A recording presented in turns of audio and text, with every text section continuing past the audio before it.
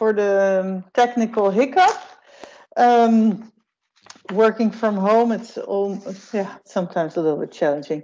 I think this is really a very exciting opportunity to be here with such amazing people. I really want to thank Hala, Lubna, and Jamila for joining us. All of you are here? Yes, I see. Lubna. Yeah, great. Super. And maybe it's nice to see who else is here. Oh, we have a lot of people. Oh, that's super. So thank you to everybody for joining us on this morning. Really excited. Well, maybe to start, it's nice if Lubna, Hala, and Jamila shortly introduce themselves for everybody who doesn't know them yet. Yeah, let's just start with that. Lubna, would you like to start? Hello, good morning. This is Lubna Al Kanawait. I am the country director for Women Now for Development. I based in Gaziantep, and I am responsible for running the program in Turkey and Syria. Women Now is a feminist organization, and we are the largest organization that work inside Syria and abroad. We are very much interested in women empowerment and every level, not just the typical woman empowerment. Maybe I can talk more in the discussion, but Women Now recently focus on research and focus on women accessibility to justice. Thank you, Lubna. Hala. Good morning, everybody. My name is Hala al Karib, and I'm the director of the Strategic Initiative for Women in the Horn of Africa, SIHA. It's a network of grassroots women groups across the Greater Horn of Africa. We work across 7 countries, and we are very, very delighted to be here to discuss this current and important issue. Thanks, PAX, for inviting us. Well, thank you for joining us, of course. Jamila. I'm Jamila Afghani from Afghanistan. I'm president of WILPF Women International League for Peace and Freedom. I'm responsible for Afghanistan and also South Asian countries. We are engaged in peace process and peace building around 1325. We are also working on the role of girls and women with disability in political realm of our country, and also we are working for feminist environmental justice. This is the area of our activity that we are currently engaged in Afghanistan. Thank you. Thank you so much. So the goal of this meeting is also to inspire everybody who's working on the plans for the coming 5 years. And I think we're very lucky to have Lubna, Hala, and Jamila here, who represent 3 regions in the world, who represent grassroots activism, a focus on conflict, a focus on justice, who have working experience in countries that are in conflict or post-conflict, so that bring a very wide range of forms of activism and forms of working on change through a gender lens. And maybe we can start with asking you, or I can start with asking you, all 3 of you, a very simple question. And that is, why is it important to work on peace building as women and through a gender lens? What does that mean for you, and how does your methodology impact your change? So really, it's a broad question, which I realize, but I think it's nice at the outset to give everybody a sense of how you interpret it and see if you have the same kind of ideas about this, or very or differently. So really about why is it so important to have this lens of gender equality working on peace building. Hala, maybe you'd like to start?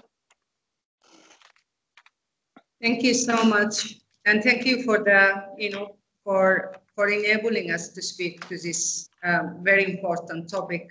PAX, as usual, being very strategic and, very much encouraging to civil society voices to be heard.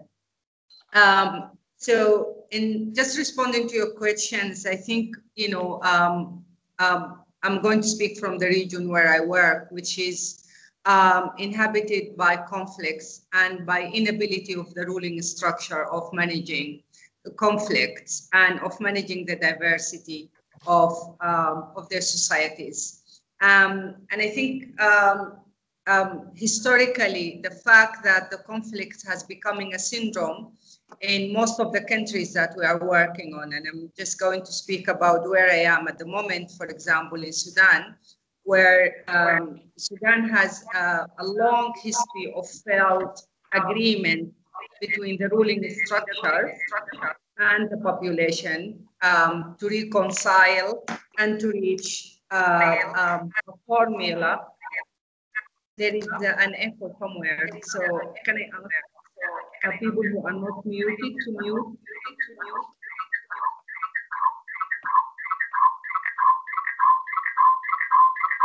No? There is, yes, great. Yeah. So basically, what I was saying is that the inability to manage the diversity and to accommodate, the populations within the same territory is a chronic issue that's happening across the Greater Horn of Africa. And the lack of inclusivity of the ruling structure and of the government's elites, their understanding of how to rule, it's basically, it's about their own sort of personal benefits, and it doesn't exceed, the fact that they are accountable and responsible, to a broader population, and that requires compromises and it requires inclusion. And I think within that, we can look at why women has constantly been discouraged from being part of the decision-making process. And I think it's an intentional sort of, a pattern that's been accumulated, and informed by traditions, endorsed by traditions, by religion, by the whole patriarchal system, who try as much as possible, particularly in our parts of the world, to alienate women from being part of the political structure. And this is becoming really a struggle for us, because like the participation and the engagement of women at the political, in political change, it's evident at all levels. But the inclusivity of women into the actual decision making, it's greatly obstructed. And intentionally obstructed by laws, obstructed by policy, obstructed by poor investments on girls' educations, for example, obstructed by legal framework that tend to criminalize and profile women as problematic beings. And we have been in these cycles for years and years, and I think it's about time, sort of to have new strategies, to enable women to be engaged in the in decision making and in the political arena, and to have influence. Aside from the traditional methodologies in the past. I stop here, and I'm sure my other colleagues will have a lot to say. Thanks. Yeah.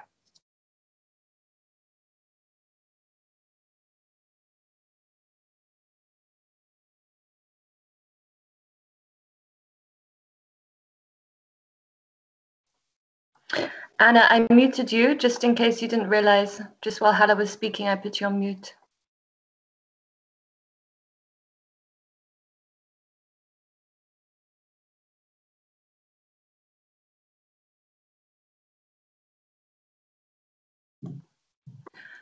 Okay, something's wrong with Anna's. I cannot hear Anna if she's trying to speak. So Jamila, would you like to answer the same question that Anna just asked Hala?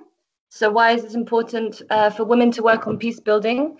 And why is it important to take a gender or feminist lens when doing so? Thank you for the good question. So it's obvious that every society is made up of men and women, and any activity or any social development issue which has not included women or the voices of women along that process will be a failure. And it is already proved throughout the world that in those peace processes where women engagement was included or it was active, it was much more a stable peace process.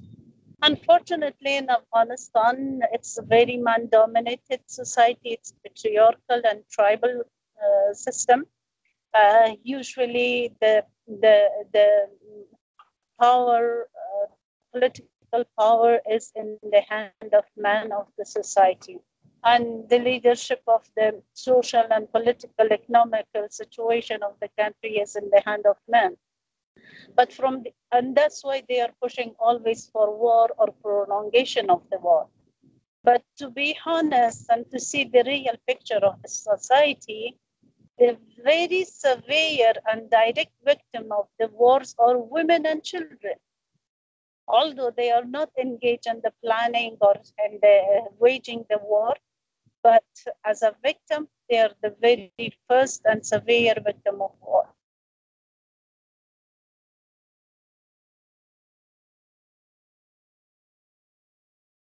That the voices of women should be included, especially the voices of girls and women with disability.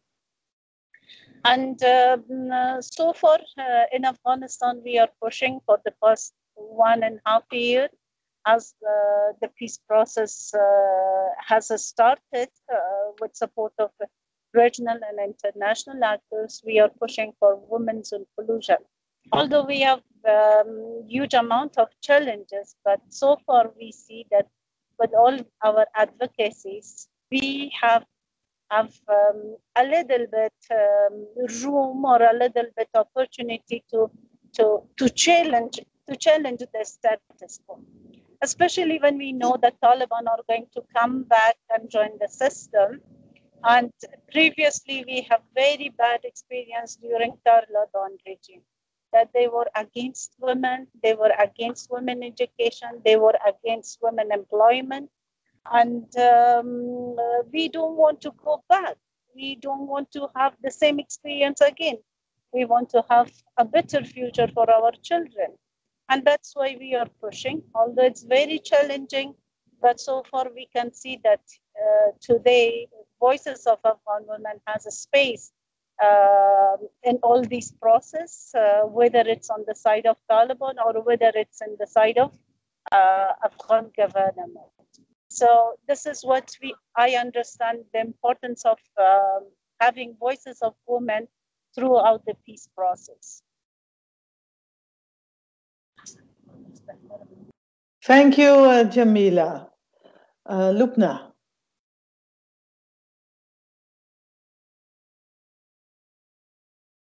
Lubna, you're still muted. Hello. Can you hear me now? Yeah, I see from the smiles. Okay. I want to add on what my colleagues have said about the peace process and peace building. I guess the concept of peace that's have been exported to us all the time, it's a very also not a sensitive, gender sensitive one. It's a piece of just stopping the war.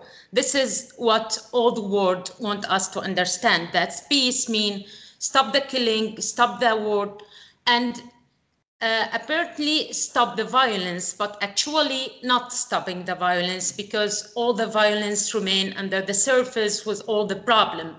And I believe that's, and I believe, when I say I believe, and I mean as organization, as part of Women Now, because this is what we work on, that's including women in peace process and in peace building, is to achieve the sustainability of the peace. Because peace must mean also access to justice. Access to justice to all people have been victimized all the way, and especially women and children, and to talk about all this violation that they have been through. So not having women in peace process, that means we won't reach a sustainable peace. It will be a peace without women perspective, how they see the justice and how they access the justice. And because of this, we don't have any ownership for this peace agreement that they've been forced on the people in this many different contexts. So the problem, I guess, is not just about making women part of peace building. It's just also including all the people that's been part of this, also women, because they are a huge part of this population. It's not, I don't like the word that they are half of the community. I guess in war, the rules are different, and the power of this rules playing also a different role in peace process.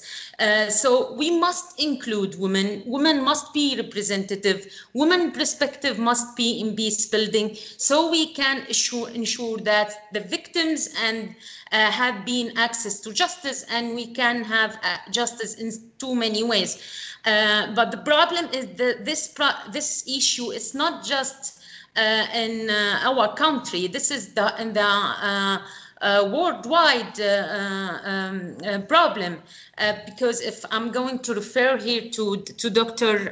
Karin Agestam on her research, violence, war, peace, and security, she said just 4 to 6% of all the peace agreements happen, and negotiation and mediation around the world was women in it, just 4 to 6. So if we look to the whole system, we see that women have been systematically excluded from this process, because I do believe that all the world export this picture and this image to us that this is not our field. We are not necessary to achieve the peace. This is man's work. So this must be change. And for the Syrian contest, the problem that's when they try to include women, they include it in a very wrong way. They brought it as a decoration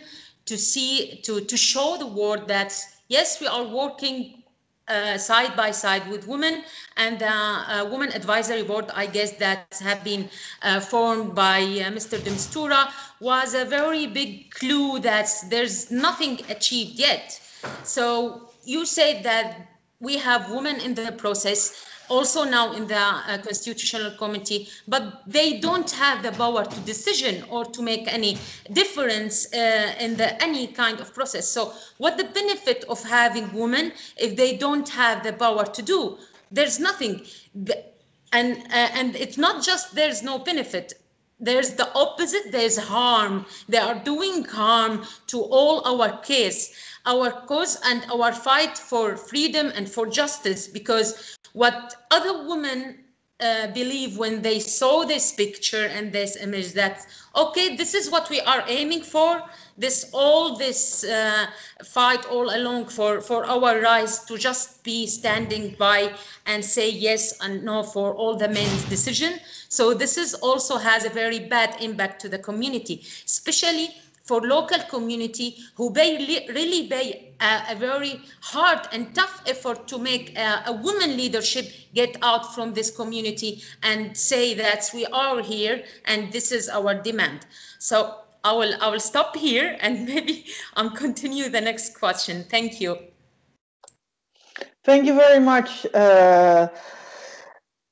Some really important points. Hala mentioned the need for new strategies. And I also hear you saying, all of you, that you're fighting on different fronts, from legal obstruction to cultural, religious, patriarchal, and maybe also you see obstructions that come from our sector. I would be really curious to hear as well if you see ways in which organizations like PAX, Defenders, Abad, Amnesty, people coming from outside to support you. What are things that we should really focus on to have more impact? And if you have an example of a strategy or a project or a person where you feel that made a change or created a new space, that is an example that we should listen to, that would be great if you can share.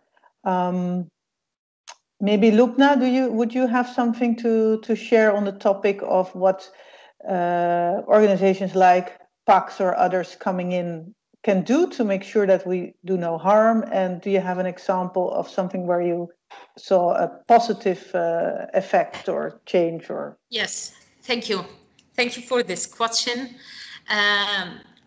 Yeah, actually, as a feminist organization, we've been through a lot of difficulties with a different donor or partner.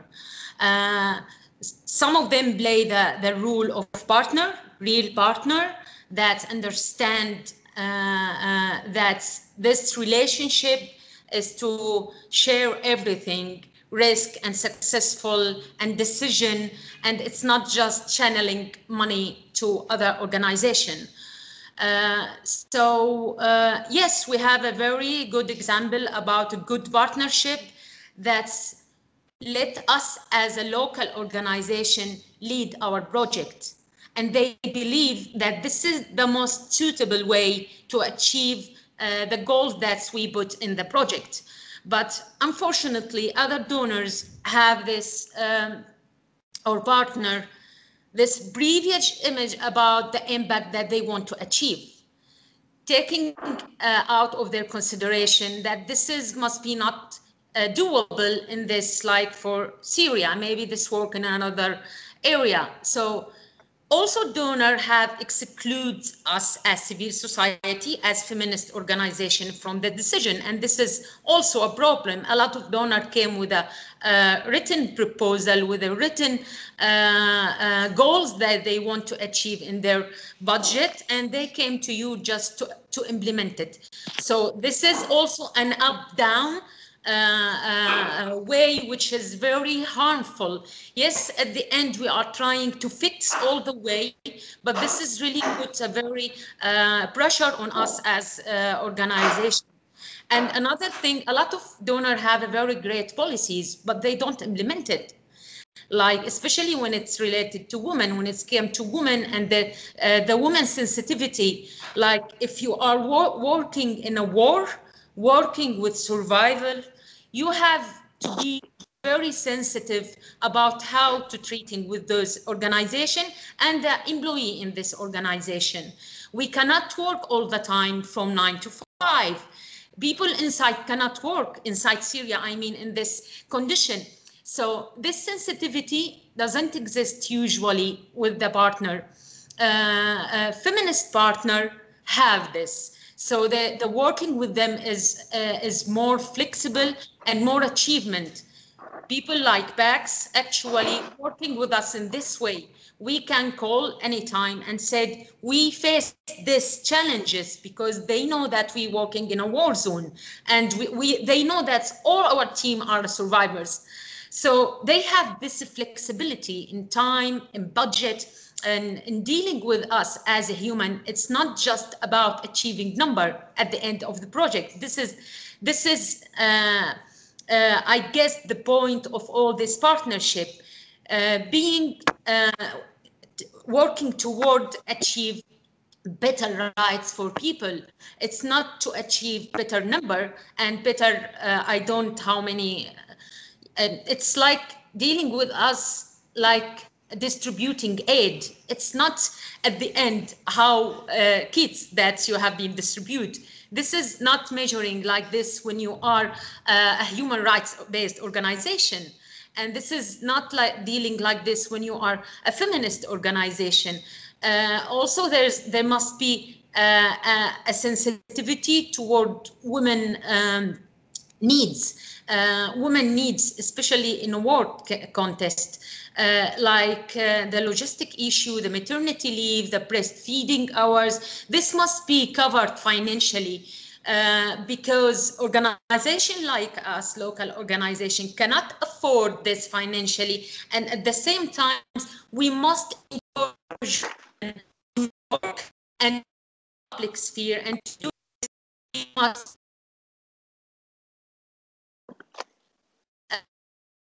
for her to be able to do this. And this needs effort, this needs solidarity, this needs money, this needs relationship with other approach, not taking just one point and working on it and let the other points without dealing with it.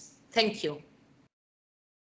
Thank you very much, Lubna. I think that's very helpful to really focus on that equality and the focus on the humanity. Not giving aid, not going for the numbers is some of the important things that I take out of what you said, but really listening and see a partnership as an equal structure. Hala, do you have something to add to Lubna's words from your experience?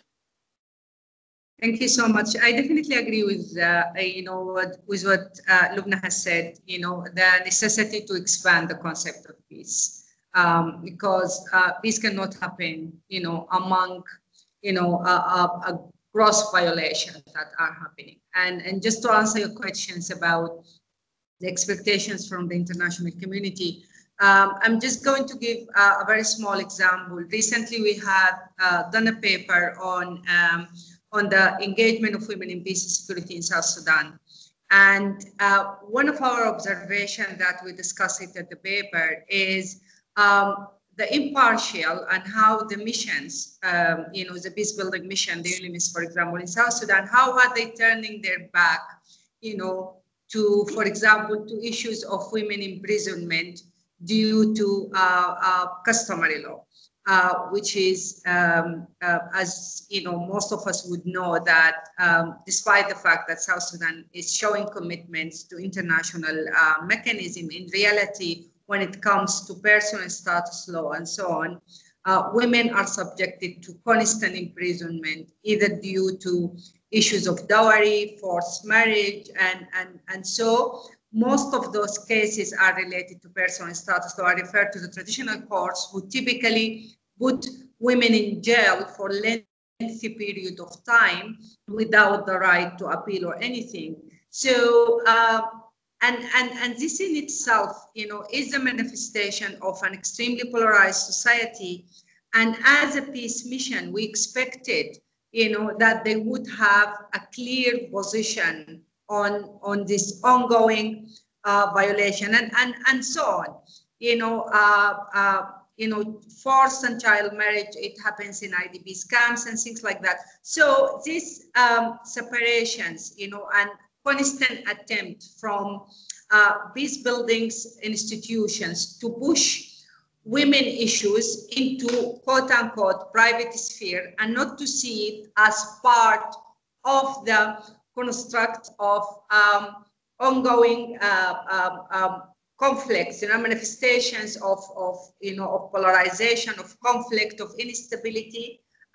It's definitely problematic, and I think it's as I said, speaking about expanding the concepts of peace is critical for sustainable peace. And Lubna has talked about, you know, the how peace should include also concept of substantive equality, how mechanisms like transitional justice should actually, the modality of pushing for those, you know, tools to attain peace or in post-conflict situation, how they can actually centralize, you know, women and centralize young people and enabling more inclusive process.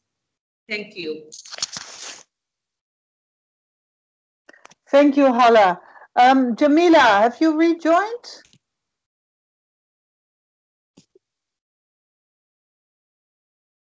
I think we lost Jamila, but I'm sure she's going to try to come back. I was very interested also, Hala, have you found unexpected spaces to work on access for women into peace process? What are, have you examples of spaces where we wouldn't naturally think of, where you could actually work on giving women access?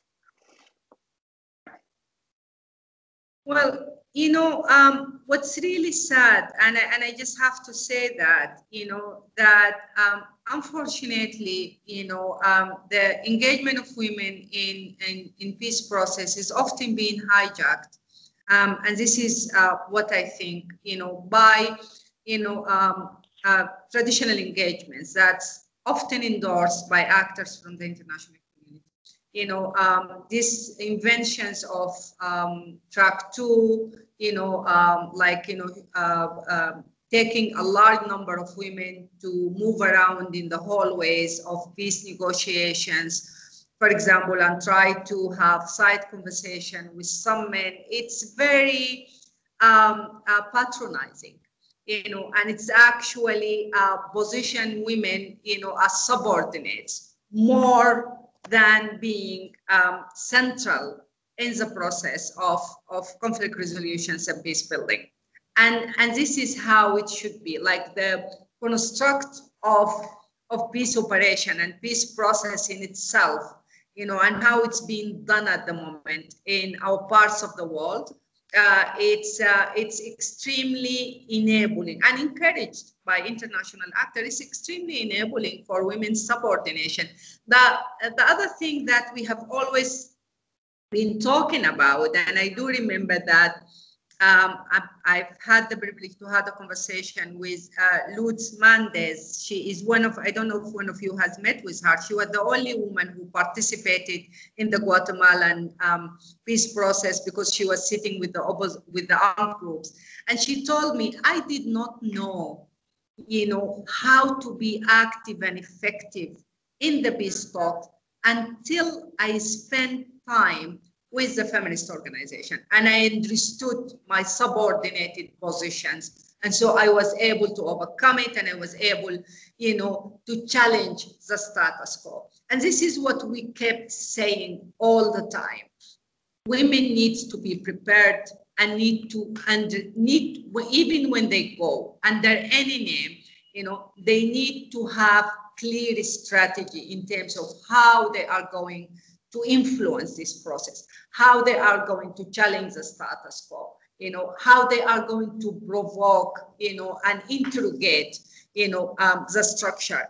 And we have been advocating for preparation of those who are going to go, you know, like spending more time with them, have a team of support that will actually enable them to be more influential and so on. This is a real problem, you know.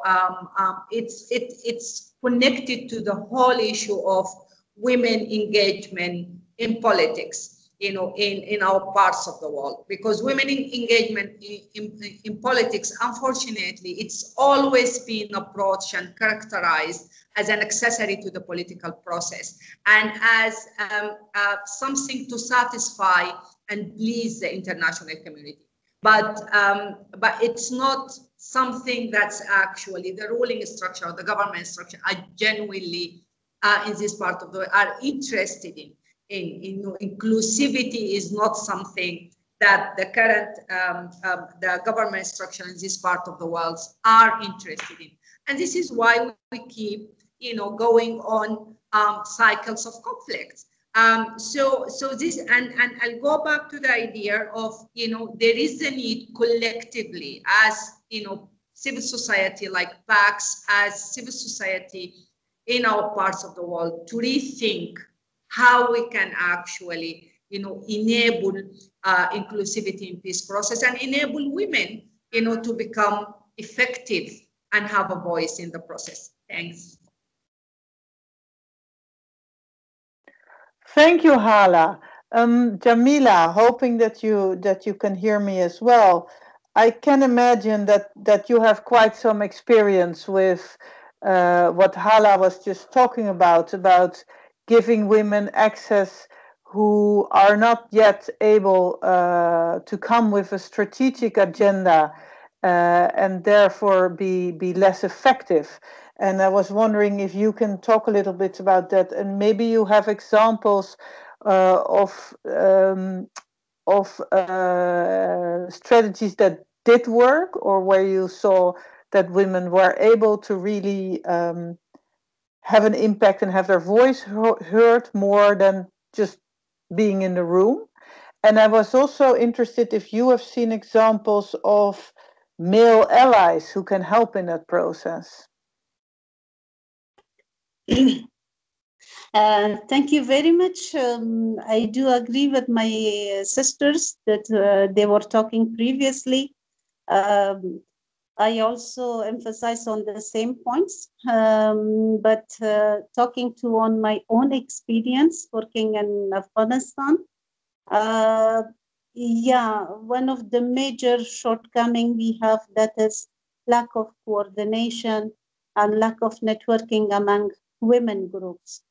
Women groups are scattered, and they're diverse group from political, religious, tribal, language point of view, and it is very difficult for us to push a single agenda with more strength and with more power.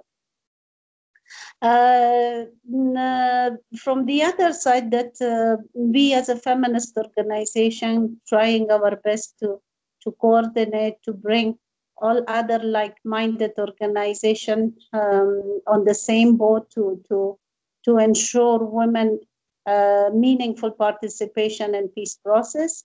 One of the strategy we used, which was very successful, and it's really working, and nowadays, like many other organizations and feminist organizations are trying to adopt that was the man engagement, especially the influential man engagement. Personally, we work with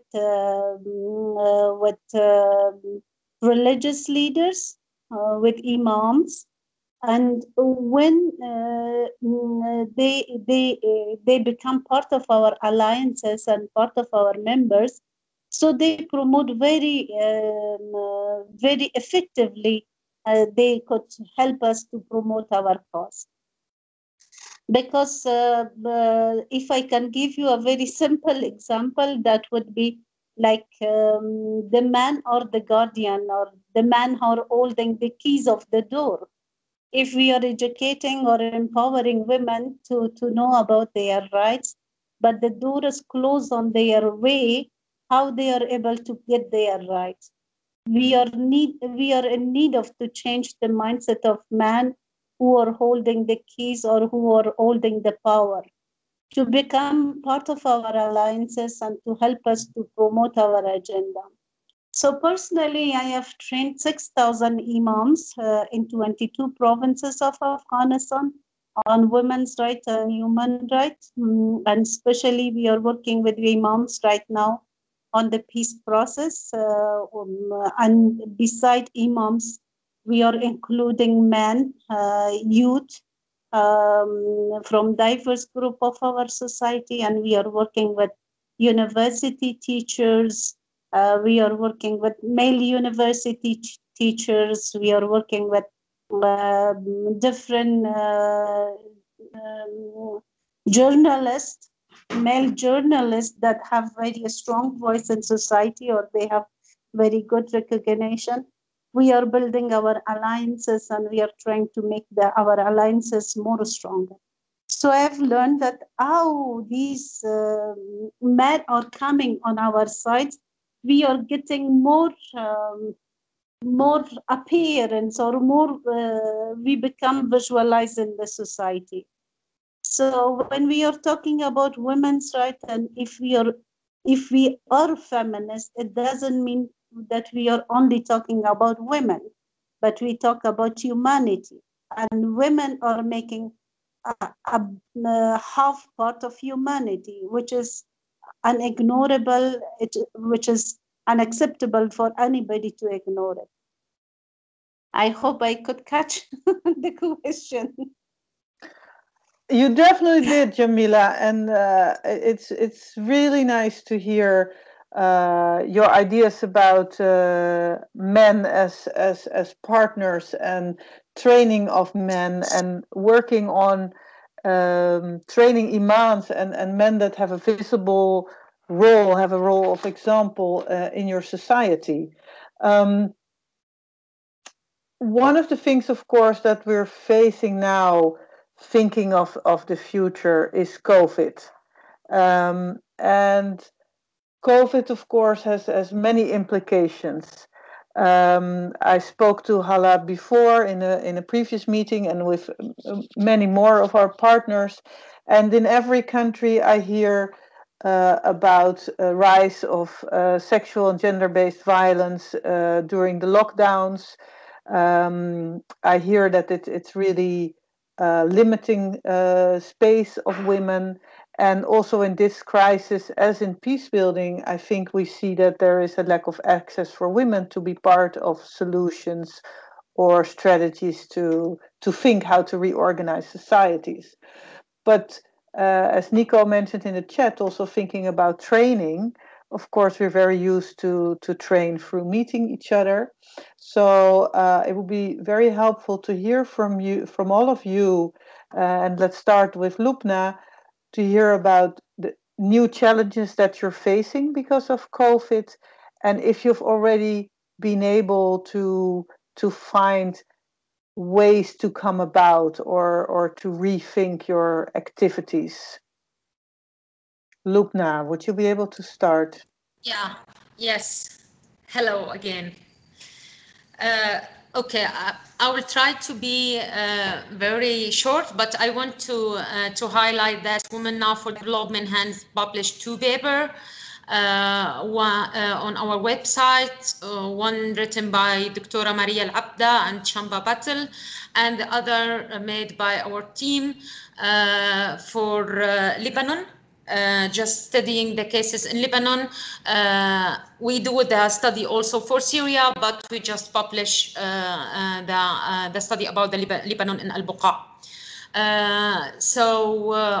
Also for us, COVID-19 has different impact on women related to where they are, what they are doing, and their personal situation.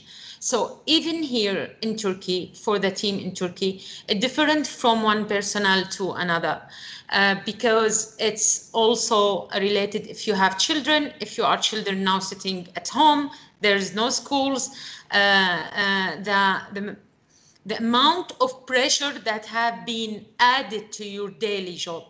This is a very big challenge because as a working mom or a working woman, so sitting at home means that you have to doing all the home and all the house jobs, from cleaning, cooking, that's if you don't have children even, or you have yourself. Because usually when you are outside the house, you can order food from, and this is now people, because they are also afraid from being sick, they also cancel this kind of services. So being at home in this time is something very, very pressuring to us as women, because suddenly we found ourselves adding a lot of burden and responsibility. And to work with women, also a vulnerable woman, a marginalized woman in a war zone, in a very sensitive context, this also have a lot of pressure on us, because now you have, before the COVID, you have to be careful about the relationship with the people inside, the kind of program that we're designing. Even that we design our program with the women, with our team, they include in every step of the program, but suddenly program shift when the situation or security situation change on the ground, and you have to be very flexible. So the COVID came to Syria after a very huge displacement happened, because people have been displaced since December 2019, because a very huge offensive have been made by the regime and the Russian military. So those women are already exhausted. Those families are already fatigued. They reach a new location to find that there is a new pandemic called COVID-19. So they have to deal also with this issue. And for us to restart again was the big challenge, because we lost our centers in 2 locations inside Syria. The most all centers for us in Ma'aret Nu'man, the center that started from the first shift of our community center inside Syria. It's old 6 years and we lost it. It's totally destroyed. Thank God that the team are safe and he managed to displace from the area. But we also lose another, after 1 month, another community center in Saraqib, and the team also displaced. And all our teams inside are women, and they are responsible for their families. So this step was the most challenging step for us. We want to reopen a new centers, to settle down again, and the COVID came to Syria and to this world. So we start to think, is it really safe to start over in this very critical time? But at the same time, there's a big need on the ground, and the team need to feel alive again, to be engaged again. So we decided that we are going to start taking all the measures to protect our team and to protect ourselves. But this was a very, very tough to every single one of us, and we still till now dealing with this, because also we have to shift a lot of our program to be online platform.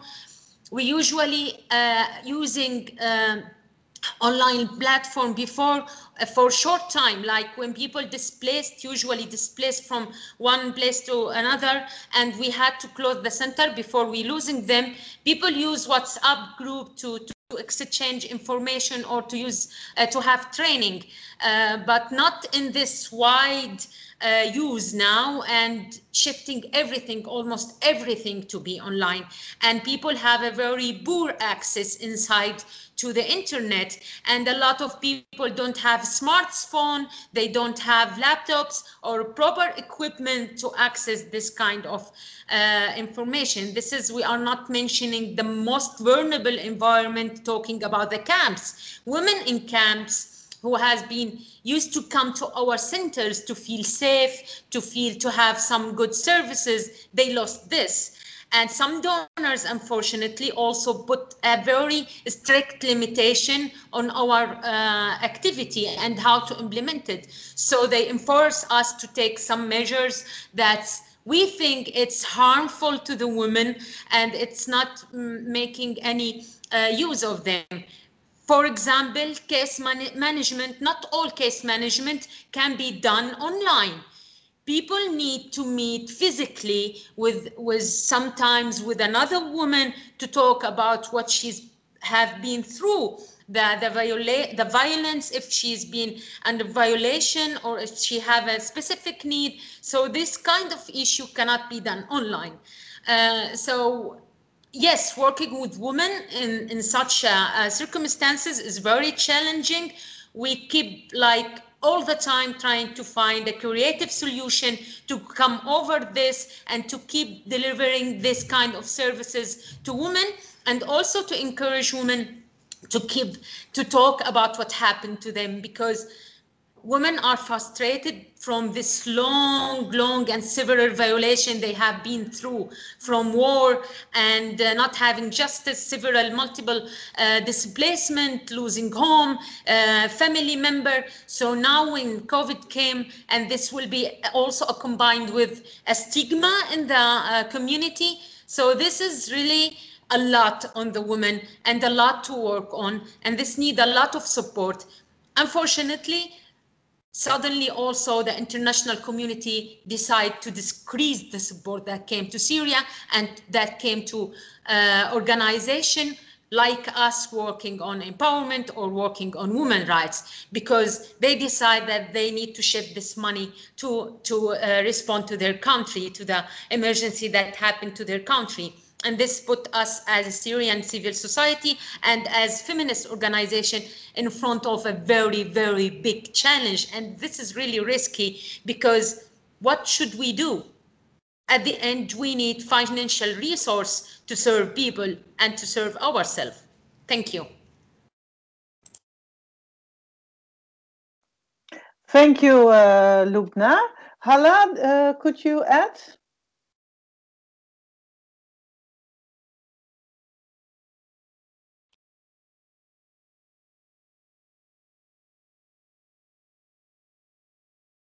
You're still muted, Hala. Sorry. Can you hear me now? Yeah. So COVID has its toll on the women movement and on women in general. I mean, in addition to the manifestations of sexual violence and domestic violence, I'm going to specifically talk about countries like Sudan and Somalia, because, for example, it was clearly exposed that countries like that who doesn't have domestic violence laws and policies, and they are unable to protect women in under difficult situations, it turned out to be a disaster, because there is no, when you don't have a domestic laws policies, there is no safe locations, or to transfer women to. Service provision is extremely poor. So this is from one side. Of course, child marriage has increased significantly, and I've shared the paper that we have done, particularly about the impact of COVID on women across the Greater Horn of Africa. But I mean, I'd like just to raise this. I mean, a couple of days on the 20th, we have lost a friend and a very prominent women activist here in Sudan to COVID-19. And it made us think about the volatility and the vulnerability of women leaders and women activists during COVID times. Because in one hand, they have an obligation to reach out and to continue working. And on the other hand, I mean, they are really existing and working in an extremely exposed and non-supportive environment. The health facilities are extremely poor. The other aspects or the other impact of COVID is, the isolation that it creates between grassroots women groups and between women organizations like ours. And this is something that we are trying our best to overcome, but it's not as easy as we thought, kind of, training grassroots and enabling them to access internet, to be present on, on online media. This is not as easy as it, you hear. This is very complex, and it's connected to the availability of service, but also linked to the priority of, of those groups. So it's really scattered and shattered. A lot of grassroots group that we invested a lot of time building and bringing together. So, so this is something that's very affecting us directly, and we're struggling with, try to identify strategies and find ways, where we can actually support those women groups to stay together. Issues of militarization and enabling violations against women openly. I mean, COVID has enabled that big time. Not only in conflict zone, but actually COVID contribute to the expansion of conflicts. So military, I mean, I'm moving on the streets of Khartoum or in Al-Fashir in Darfur after 7 o'clock. Any woman is subjected to the interrogation and often the violations, of armed groups, and so on. And it's being done under the umbrella, the excuse of COVID, while there is no commitment, from the government structure into providing protections, access to health services, support and protections against all forms of violence. The governments are very happy, sort of to endorse and give excuses, for the militarization of civil environments. Governments across the region, specifically I will speak about Sudan, they failed completely to extend support during COVID for urban poor communities, for IDPs who were really affected, women vendors, women farmers, and so on, who their activities has been impacted by COVID-19 due to, the damage that happens to the market, extension of any subsidies or plans, that could actually lift the economic burden. It did not happen, so it left the women in a very dire situation. Not only the women, but the communities, and it's something that we are strategizing and trying to work with. We recently started a project that was, and it's just a pilot, where we are trying to help urban poor women to become more self-reliant. And so we are doing, and to act as true cooperatives. Most of the urban poor women, they are women who come from conflict zones. So they, we are, negotiating with factories that produce basic goods and commodities. We connect them to suppliers, and so on. And we are training them to do some home gardening, because it really comes to that. The exposure of women to violence, it's coming from the fact that they have to leave their homes, they have to vent on the streets, or they have to work in alcohol brewing and so on, and that put them right at the front of the state aggressions and militarization. So it's definitely an extra burden on the activists, a new enemy to the activists, in addition to the long line of our enemies, and then, also the risks that we experience, by exposing to militarization and so on. Yeah, thank you. Thank you, Hala. And Jamila, I wanted to ask you to also relate this question. You were talking about how difficult it is to bring women together in Afghanistan. And of course, that's an issue within feminist movements that we've seen from the start. How the challenges to bring women together from different kind of ethnic, religious, economic groups, race, sexuality, whatever. We see this again and again. And you mentioned it yourself, so I was interested to hear if you've also found solutions and how COVID makes it more difficult or easier to unite different groups of women in Afghanistan.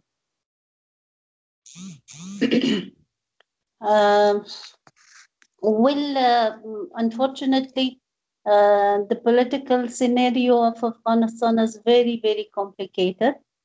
We are experiencing more than 40 years of war.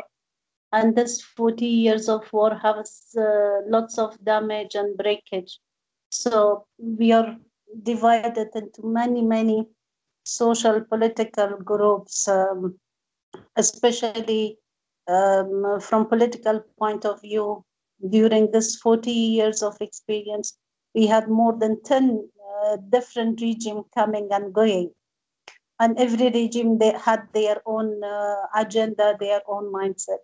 So the strategy, we are working to bring women together. One of very important issue that we all women from all diverse groups, from all sides, we are agreed on it. It's the issue of peace. Everybody wants to have peace. Everybody is fed up of war and unjust in society. So this is a very connecting point for us in this period of time, that everybody is raising their voice for peace, for having a sustainable and meaningful peace.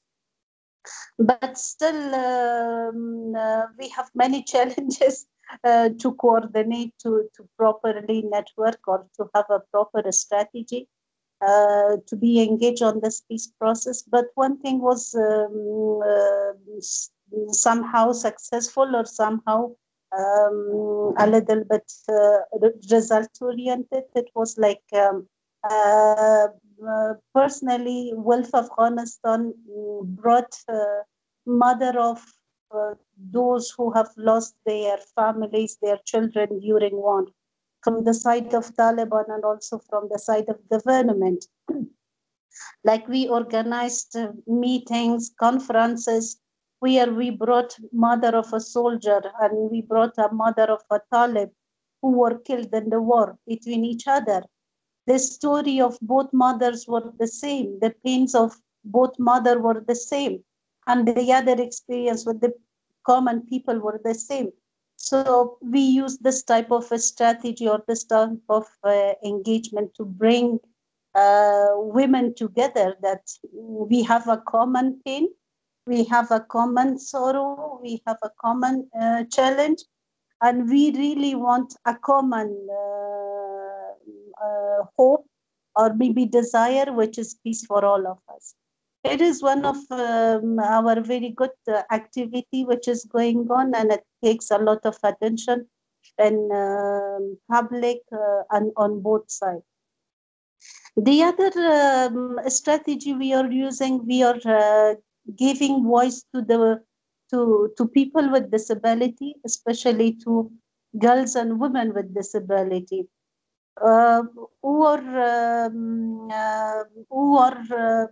direct victims of the war, who have suffered from the war. They have lost their family members, their body part in the war, and they can be a good example for both sides, that they are engaged in war and damaging the social life and bringing so many miseries to the society. Last week we had a meeting with the peace delegation. We're going to start the peace talks, inter-Afghan peace talks soon, hopefully. So we had advocacy paper from girls and women with disability from all over Afghanistan. And we had highlighted a few very bullet points for peace talk delegation to raise these points during the peace talks.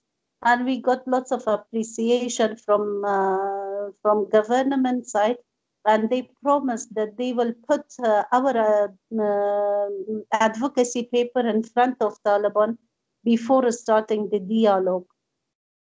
That this is the voice of common people of Afghanistan about the peace, especially the voice of girls and women with disability.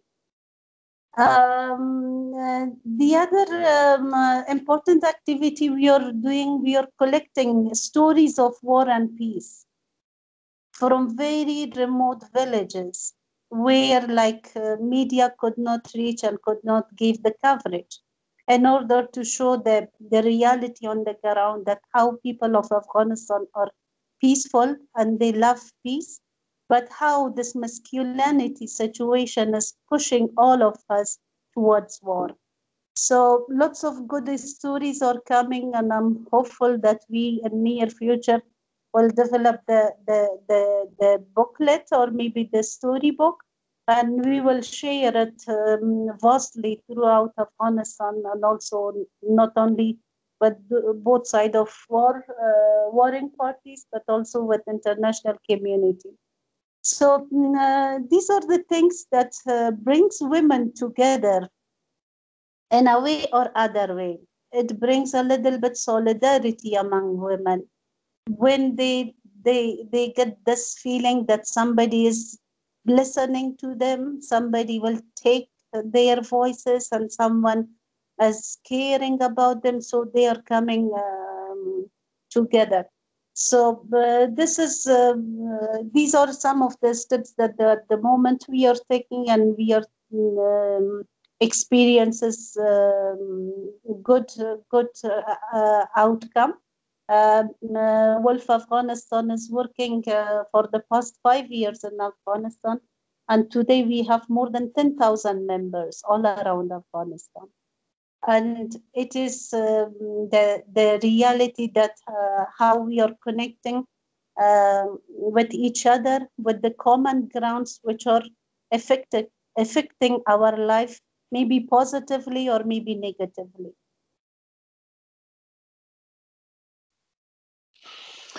Thank you, Jamila, and also especially for mentioning women and girls with disability and how you can effectively include them and reach out to them. I think it's groups that we often and easily overlook, which yes. are so marginalized in so many ways. So I'm really happy that you mentioned them.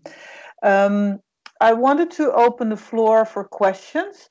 You can digitally put up your hand or put your name in the chat if you have a question for one of our speakers. And while we're seeing if there are more questions, I wanted to ask Hala a question, which I think it's a little bit difficult. Because one of the issues that I see coming up is that we have to fight toxic masculinity, and that we have to work on changing the minds of men. Now, of course, very little budget globally goes to feminist issues and to help women organize themselves. And we've also stressed how far behind women are and how much they need to be enabled to make the step to be listened and be part of decision-making processes.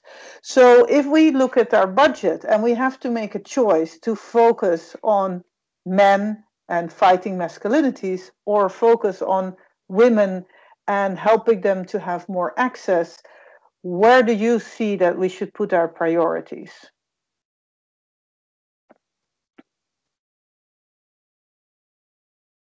Thank you. Thank you for asking this question. I mean, before I go to this question, I would like to comment on something that it was raised by Jamila, and I think it's relevant to your questions, which is the idea of the difference agenda of the women movement and how to bring women together.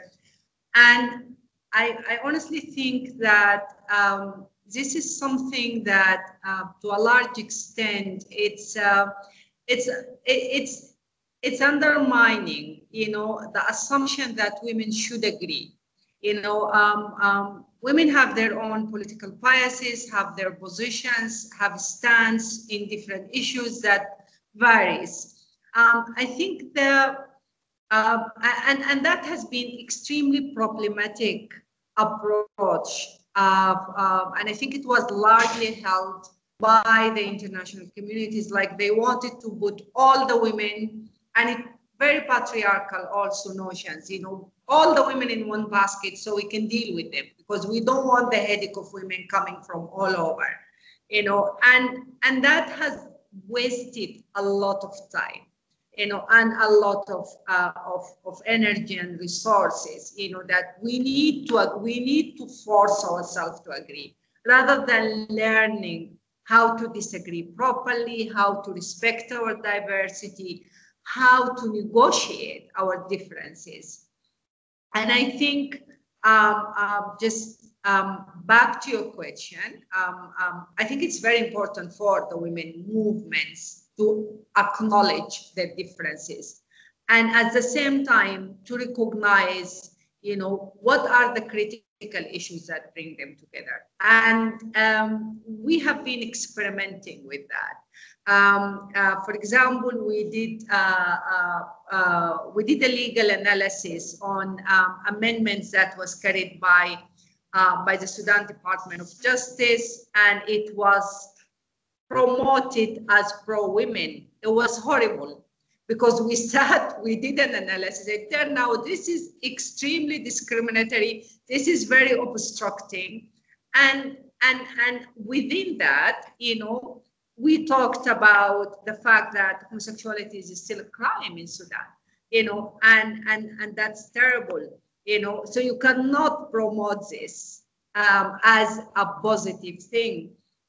And so we share, and we also we talked about the whole notion of criminalizing female genital mutilations, criminalizing the midwives, but not or outlawing female genital, but not really actually speaks about the parents, the father who approve, his daughter should be, and then again recriminalize women and poor women like the midwives, who are absolutely neglected, by the political system, like all the feminine jobs and the economic system of the country. So anyway, so the idea is, so we shared that among the feminist groups and the women organizations, and it really opened the discussions about what we agree on and what we don't agree on.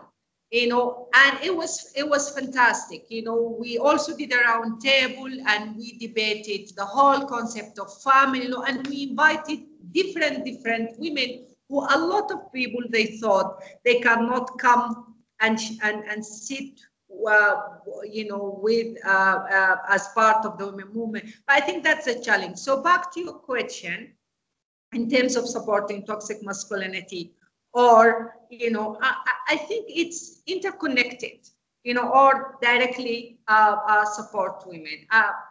The most important thing in any support is to enable women to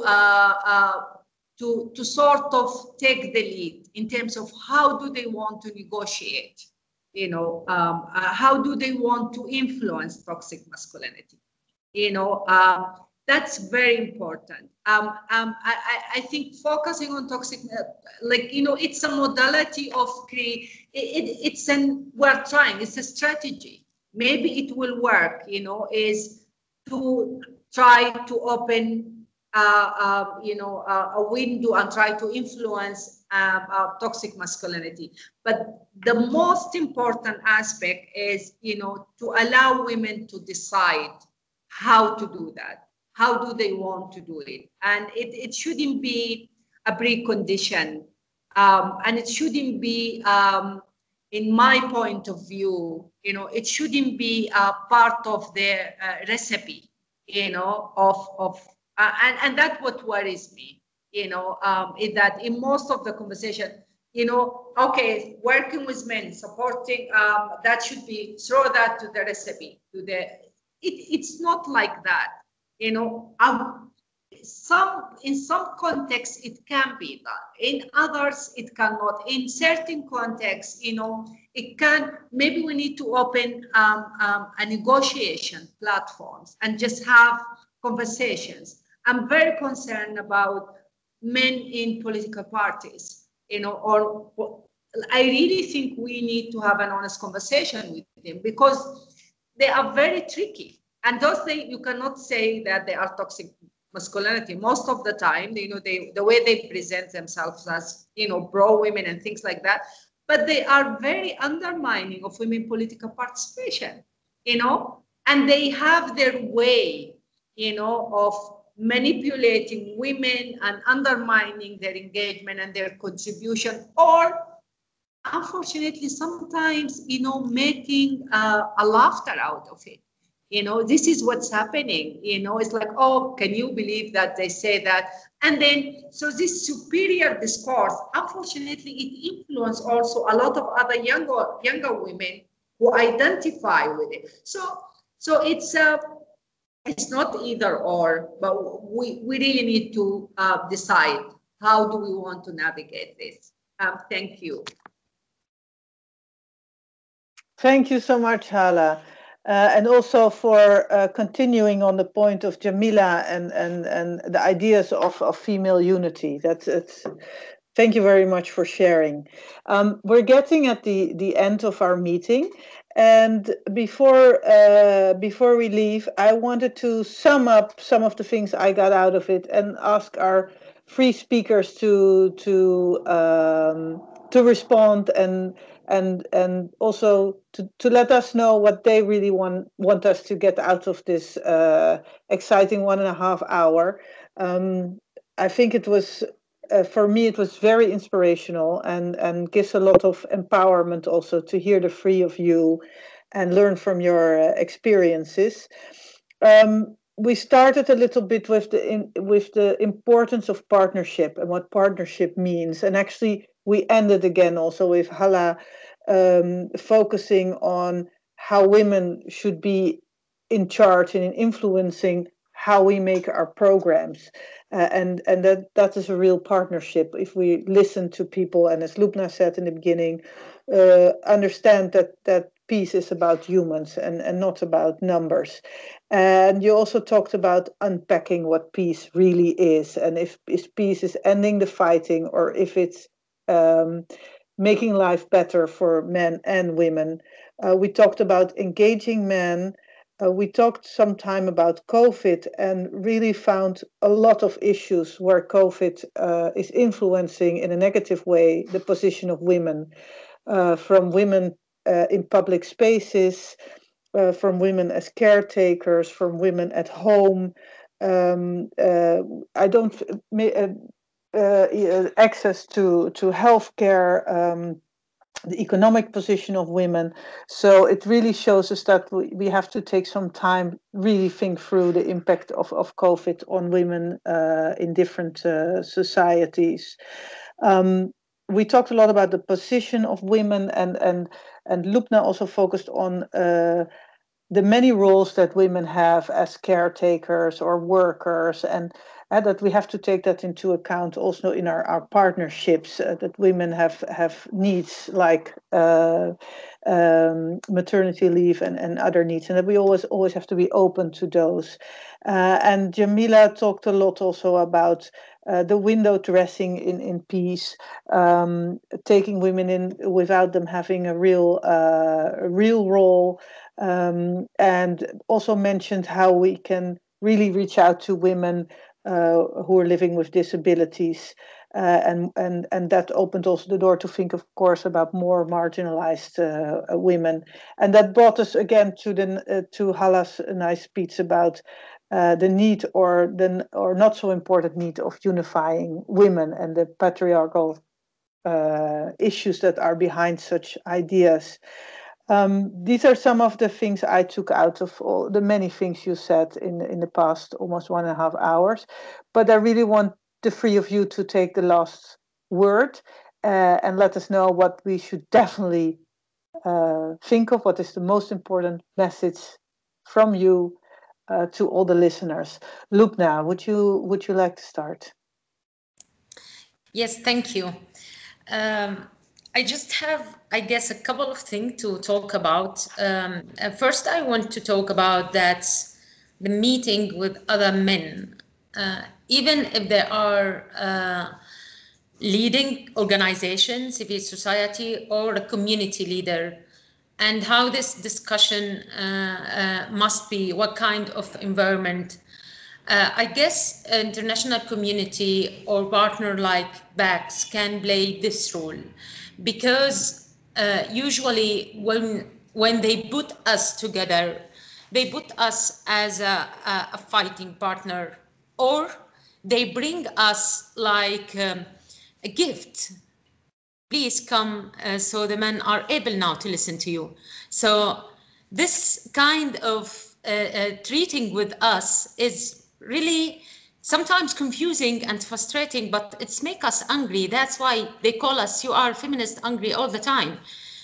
Yes, we are angry because you keep discriminating us, you keep humiliating us, you undermining us, you don't take us seriously. So there's a kind of guardianship in this relationship, even between the donor and how they bring us to discussion, or from other partner in the organization. And the way they treat dealing with women or women programs, they dealing the same way, that I am the wise man who have all the knowledge and I'm now giving the blessing to you.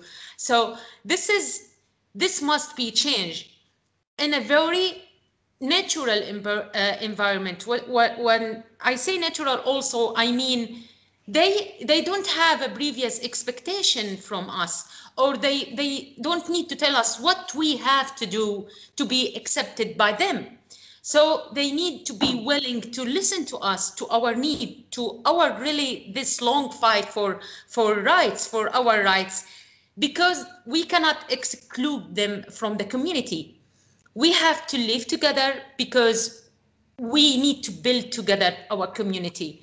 So we need to find this kind, I don't know, maybe restorative mediation in the future between us to repair this relationship, because it's keep being damaging all the way. Every time we keep calling for our rights, that's mean a war for them. So they are not being targeted as a person. They don't, not even their organization, because they leading this organization as their own organization, not for the rights for civil society and work. So there's something we need to be agreed with, how to deal with each other in each concept, because like I know there's something specific to the Syrian civil society different from the Sudanian civil society. So we need to take this also in consideration. So this is what I want to add. And PAX play several effort to bring people from different countries, especially when we talk to the non-violence. I attend several meetings with PAX to talk to the non-violence, how this affects our movement, our fight for our rights. So this kind of meeting is very useful. I guess it must be more taking in consideration the sensitivity of women and feminists, and to make sure all the partners have this gender lens, because sometimes unfortunately, they pretend something that's not exist. They are very good now to pretend that they are feminists, especially the males. This is also annoying. They call for women's rights and they are abuser. And this is very critical for us, because this means fighting for every level in every moment of our lives. And this is really exhausting, and this needs support. Thank you. Thank you, Lubna. Jamila, would you like to follow? I think already sisters spoke very good things. Once again, I will emphasize on the partnership and coordination, because we women working in a very tough situation like Africa, Asian countries, we are in conflict countries or post-conflict countries. But sisters being in a better position, in a better environment, they can help us and they can support us. Like my experience working with WILPF International is very, very helpful, very, very successful, that whatever I'm doing on the ground, they are taking it to international platform, to UN platform. I think it is it gives us more voice, more recognition, that donors and the international community can listen to us and can see the reality on the ground. So I will say that coordination, supporting each other, voicing each other voice in different platforms, connecting one women with another organization, with other women group. So these are all the good things that make us enable to be more effective and to have much more results. Thank you. Thank you so much. And then I'd love to give the final word to Hala. Thank you so much, and I really appreciate the comments from my colleagues Lubna and Jamila. And I just would like to stress that, you know, our fight is for equality, and equality comes at, you know, the background of you know, like equality. Basically, it's a requirement for a state that's based on equal citizenship rights, being a man or a woman. And I think the current polarization that's currently happening is because we're living in an extremely polarized state. So everything is contested, you know, severely, I'd say. Identities are extremely contested severely. And I think as feminists, we need to take the concept of equality very seriously. So it's equality, it's gender equality, but also it's equality for other groups that's been victimized by the power structure. And this is one of the crises also, that one of the problems that I observe among many feminist groups is that they are very entitled to their own equality, but they are not entitled to other, you know, marginalized groups within the society equality, and that undermines, you know, the legitimacy of the cause. So that's very, very, very important. You know, to be a feminist is, you know, definitely, you know, is to be able to see, you know, all the dynamics of power relations and undermining, you know, and struggle that happens across the board against women and against other groups within society who are alienated. By the power structure. And I think for PAX, you know, I'm very grateful, you know, for opening the conversation. And I think we need your solidarity, not only when working with us, but when you're working in our context, you know, to make sure that you are addressing, you are aware of substantive equality, that in actual real engagement of women, it needs much more, you know, than having a number of women against men. You know, it needs enabling, you know, and that's very, very critical, you know, making sure that meetings and activities that happens, it happen in a time that women can attend comfortably, you know, making sure that the conversations, you know, around complex political issues are not excluding of women. You know, conversations around peace and security shouldn't be a boys' club. We are pushing, you know, for women to have political aspirations, you know, and to have a stake on issues of peace and security. We're pushing for women to be part of the army, to be part of the list, because we are pushing for an equal citizenship state. And so it's very, very important, you know, to observe women in all the sectors of your work. So not there is no sector that should be, you know, prohibited for women to be part of. I think that's very, very important. Thank you so much, and we're always open and happy to have more conversation. Yeah, and thanks a lot to my colleagues. I've learned a lot from you, Lubna and Jamila. Yeah, thank you so much. Thank you all. Thank you very much. Yeah, thank you, Jamila. Thank you, Hala. Thank you, Lubna. Thank you to all the listeners. I think we could have gone on for another hour without having a moment of silence. It's so inspirational to listen to you. I think it really gave us food for thought and ideas to sharpen our multi-year plans that we're working on right now. I look forward to continue those conversations. So thank you very much, and I wish everybody a nice rest of the day. Thank you.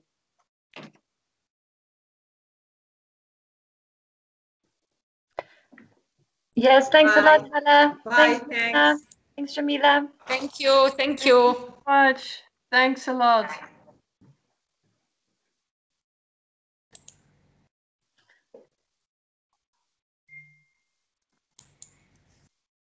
Yeah, nice to see you, Lubna, before you go. Nice to see you. Thank you. I hope it was also useful for you as well. Yes, yes, it is.